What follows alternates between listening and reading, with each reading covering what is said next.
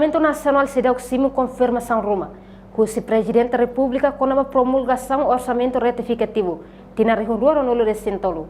Quinta-feira, semana né, Presidente Comissão C Parlamento Nacional, Cedelísia dos Santos, a jornalista Cira Rafoin participa seminário com o Parlamento Nacional Democracia, no Relações Internacional. Ni afirma, Comissão CNB trata assunto finanças públicas, se deu informação Roma, o mesa Parlamento Nacional, com o problema generalidade orçamento retificativo, nebe aprova ona e haloro no recém hat fulang agosto né.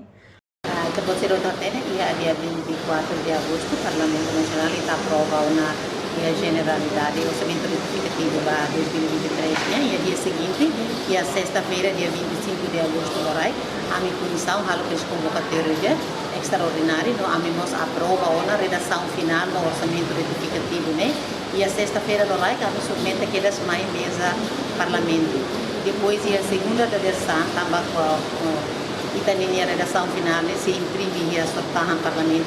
Também aqui segunda-feira, dia 28 da versão, Parlamento Nacional livre mesa Parlamento e envia aquela zona orçamento retificativo, vai a Presidente da República, o de a promulgação.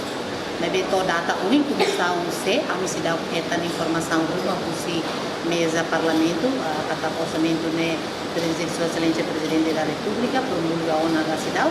Se comissão se raci, a cidade que tem informação do mesa Parlamento Nacional. Foi a aprovação orçamento retificativo. Comissão C continua queres halo reunião convocatória extraordinária, onde aprova a redação final, no submete queres da mesa Parlamento Nacional e a sexta-feira. No mesa Parlamento Nacional, envia queres para Presidente da República, José Ramos Horta, e a segunda-feira, Loron Ronulo Recém-Walo, fulang agosto, né? Reportagem Melda Fátima, Televisão Timor-Post. Janela Informação by Emma Roto. Atuatena informação atual dia Gliu, que tá halua.